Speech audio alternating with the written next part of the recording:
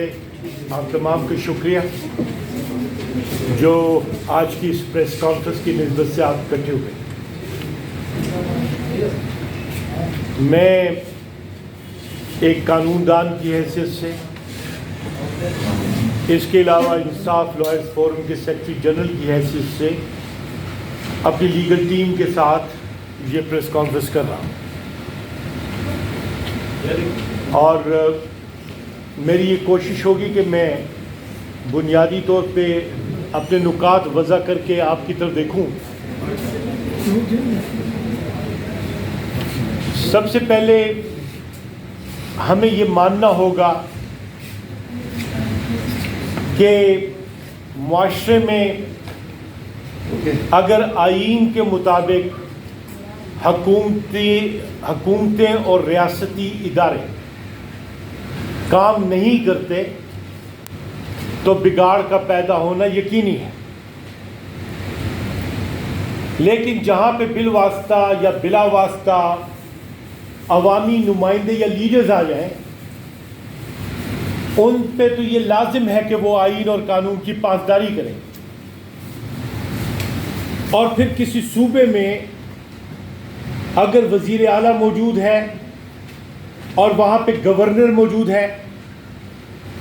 تو وہاں پہ دونوں پہ یہ لازم ہے کہ وہ توازن سے کام کریں آئین کے مطابق. پچھلے دنوں ایک بہت مشکل صورتحال سامنے آئی جس میں ایپیکس کمیٹی کا ایک فیصلہ کوٹ کیا گیا اور گورنر نے یہ سٹیٹمنٹ دی کہ اس فیصلے پہ آپریشن کے لیے وزیر اعلیٰ کے دستخط موجود ہیں. وزیر اعلیٰ کا کہنا یہ تھا کہ یہ بالکل غلط بات کی گئی ہے. اب یہاں پہ ہوا کیا کہ گورنر کی بات کی، گورنر اگر نفی کرے گا وزیر اعلیٰ کی بات کی تو عوام کو میسج کیا جائے گا. عوام کو وہی میسج گیا جو کہ کنفیوژن کا ہوتا ہے، جس کی وجہ سے آپ نے بنوں میں جو واقعات ہوئے اور بدامنی ہوئی وہ آپ کو دیکھنے کو مل گئی کہ وہاں پہ باقاعدہ ٹکراؤ کی صورتحال پیدا ہو گئی، بہت فساد برپا ہو گیا صرف اور صرف گورنر کے بیان کی وجہ سے. وہ گورنر جو ایپیکس کمیٹی کا ممبر نہیں ہے، وہ گورنر جو ایپیکس کمیٹی کی پروسیڈنگز میں نہیں ہے، وہ گورنر جو کہ ایپیکس کمیٹی کے کسی منٹس کا عمل کا حصہ دار نہیں ہے، وہ گورنر جسے ایپیکس کمیٹی نے اپنا سپوکس پرسن نہیں بنایا ہوا، اس نے آخر یہ بیان دیا کیوں؟ اسے یہ بیان دینے کی اجازت آئین نہیں دیتا. اس کی وجہ یہ ہے کہ وہ حلف لے کے صدر کے نمائندے کے طور پہ گورنر بنتا ہے اور 3rd شیڈیول کے مطابق وہ اوتھ دیتا ہے اور وہ اپنی حدود میں رہنے کی یقین دہانی کرتا ہے. لیکن اپنی حدود سے بڑھ کر وزیر اعلیٰ کے کام میں مداخلت کرنا پورے صوبے کو بدامنی میں مبتلا کرنے کی وجہ بنتا ہے. دوسری بات، وزیر اعلیٰ اور گورنر میں فرق یہ ہوتا ہے کہ وزیر اعلیٰ پبلک ریپریزنٹیٹیو ہوتا ہے، وہ الیکٹڈ آدمی ہوتا ہے اور پھر میجورٹی کا لیڈر ہوتا ہے، یعنی اسے میجورٹی کا اعتماد حاصل ہوتا ہے. وہ اگر کوئی بات کرے اور گورنر اس کی تکرار میں علیحدہ بات کرے تو یہ بات انتشار بناتی ہے اور یہ انتشار کسی صوبے کے لیے اچھا نہیں ہوتا، یہ آئین کے خلاف عمل ہے. اسی لیے گزشتہ دنوں باقاعدہ ایک لیٹر کے ذریعے کال کی گئی، نوٹس کے ذریعے، کہ آپ کانسٹیٹیوشن پہ عمل درآمد کریں، اپنی حدود میں رہیں، جو بھی آپ ذمہ داری آپ پہ ہے آپ اسے ادا کریں قانون کے مطابق، رولز آف بزنس کے مطابق. اب گورنر کے ساتھ یہ شعبہ نہیں دیتا کہ وہ باوجود اس کے کہ انہیں ہم دروازہ کھٹکھٹا کے کہیں کہ آپ اپنی آئینی حدود کے مابین رہیں، اس کے باوجود کل ان کا نریٹو آ گیا اس صوبے میں لا اینڈ آرڈر کی سچویشن کے حوالے سے۔ ایک طرف تو وہ اس صوبے کی عوام کو گمراہ کر رہے ہیں، اگر وہ دانستہ نہیں بھی کر رہے تو ان کے اس عمل کی وجہ سے یہ گمراہی پیدا ہو رہی ہے، لیکن دوسری طرف وہ اپنے صدر کے لیے بھی مشکلات پیدا کر رہے ہیں، اس لیے کہ وہ انتشار کی طرف جب چیزوں کو لے کے جائیں تو آپ نے دیکھا کہ صدر کا الیکشن بھی متنازع بن سکتا ہے۔ آپ نے دیکھا کہ جب صدر کا انتخاب ہوا تو ایوان مکمل ہی نہیں تھا، مخصوص نشستیں جو ہیں وہ پی ٹی آئی کو دی نہیں گئی تھیں، سپریم کورٹ کا فیصلہ آ چکا ہوا ہے۔ تو اگر انہوں نے یہ روش اختیار کی تو پولیٹیکل سٹیبلٹی کہاں سے آئے گی؟ وہ تو اپنے صدر کے لیے بھی مشکلات پیدا کریں گے اور اپنے چیئرمین سینٹ کے لیے بھی، جن کے ایک ہی وقت میں اپنے گھر سے گیلانی صاحب کے 5 بچے ان کے جو ہیں، ایک قومی اسمبلی میں اور 4 صوبائی اسمبلی میں، ایک ہی گھر کے نیپوٹزم کے دائرے کار میں رہتے ہوئے حکومت میں بیٹھے ہوئے ہیں۔ تو آپ گورنر صاحب پولیٹیکل رینگلنگ کی بجائے آئین کی حدود میں رہ کے صوبے کے انتظامات کو آئین کے مطابق نمٹائیں۔ آپ اپنے علاقے کی سیاست کو لے کے آوانوں میں آ گئے ہیں، اور جب آپ گورنر بن گئے ہیں تو آپ کی ذات ختم ہو گئی، آپ کو گورنر ہی کرنی چاہیے، اور اگر آپ نہیں کر پا رہے تو اس کا مطلب یہ ہے کہ you are not fit as the governor, then you should resign, اور اٹ مے بی کنسیڈر کہ ان کی گورنرشپ وڈرا کی جائے، یا پھر انہیں بتایا جائے کہ آپ کی جو آئینی حدود ہے رہیں اس میں۔ This was the point number 1۔ اس لیے کہ نوٹس دینے کے بعد بھی ان کا کل جب نریٹو آ گیا تو پھر ضرورت پیش ہوئی کہ آپ کے سامنے آ کے اس چیز کو فارملی جو ہے وہ ریز کیا جائے۔ یہ ایک بات ہوگی۔ دوسری بات یہ ہے کہ میں نے پریس کانفرنس میں کہا تھا کہ یہ جو گزشتہ دورانیے میں جس پارٹی کے ساتھ پی ٹی آئی نے جو ہے کیا تھا، اتحاد کیا تھا، ان کے فارمز بھرے تھے، میرا یہ کہنا تھا کہ کیس کی فارمیشن جو ہے وہ خواتین کی نشستوں کی ٹھیک نہیں ہوئی۔ آپ نے دیکھا کہ وہ میری بات بالکل 100% ٹھیک نکلی، اس لیے کہ سنی اتحاد کونسل کی پٹیشن سپریم کورٹ میں بھی جو ہے وہ ٹرن ڈاؤن ہو گئی۔ میں نے کنور شوزف سے کہا تھا کہ چونکہ آپ اگریوڈ پارٹی ہیں، اس لیے آپ کو چاہیے کہ پٹیشن لے کر آئیں، اور پھر وہاں سے آخر کار ہم نے پریویل کیا اور وہ پٹیشن سپریم کورٹ میں لے کر آ گئے، اور آپ نے دیکھا کہ ان کی پٹیشن کے نتیجے میں سپریم کورٹ بولتی رہی ایگریوڈ پارٹی کہاں تھی ہائی کورٹ کے سامنے،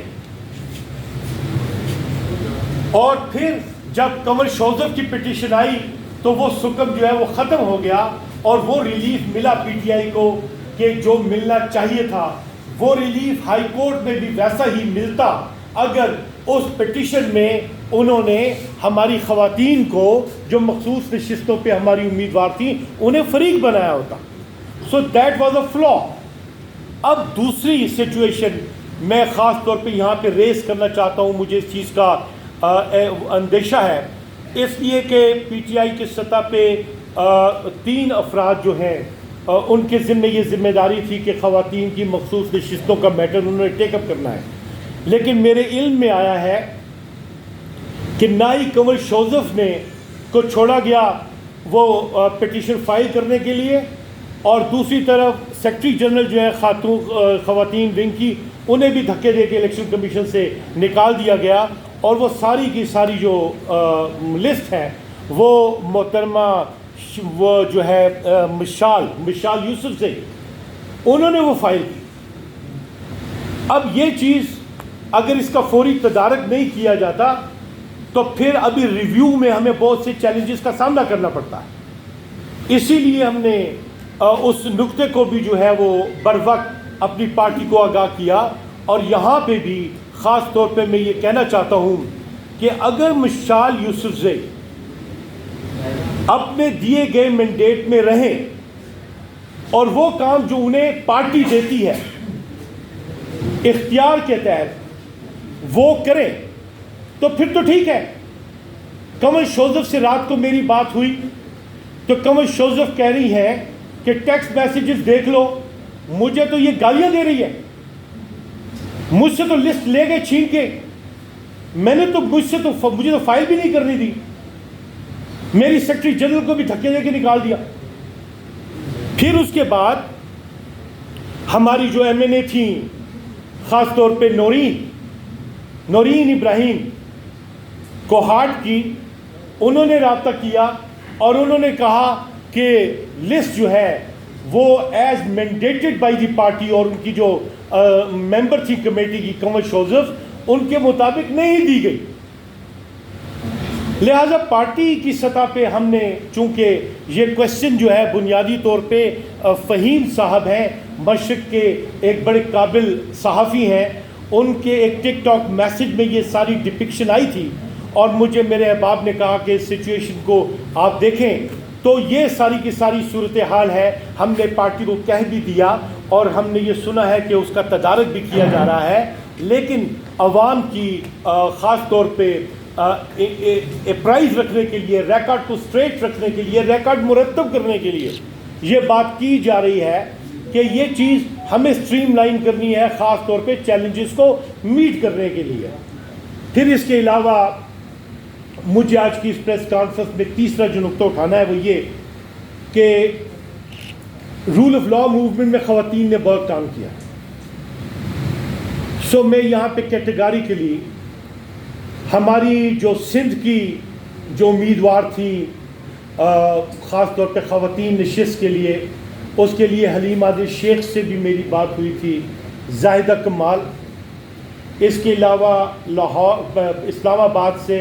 ہماری عائشہ خالد, اس کے علاوہ ہماری وکیل معصومہ میر ہمارے کے پی سے,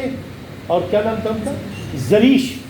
ایڈوکیٹ, جو کہ جن کا تعلق پنجاب سے اور لاہور سے ہے. ہماری کسی بھی آئی ایل ایف کی کسی بھی خاتون ممبر کو مخصوص نشستوں میں جگہ نہیں ملی. میں اس کی ذمہ داری قبول کرتا ہوں اور یہ عرض کرتا ہوں کہ میں نے وضاحت انہیں بھی کی کہ آئندہ ہم زیادہ کمیونیکیشن کو جو ہے بہتر بنانے کی کوشش کریں گے پارٹی کے نظم کے ساتھ, چونکہ ہمیں چیلنجز کا سامنا ہے.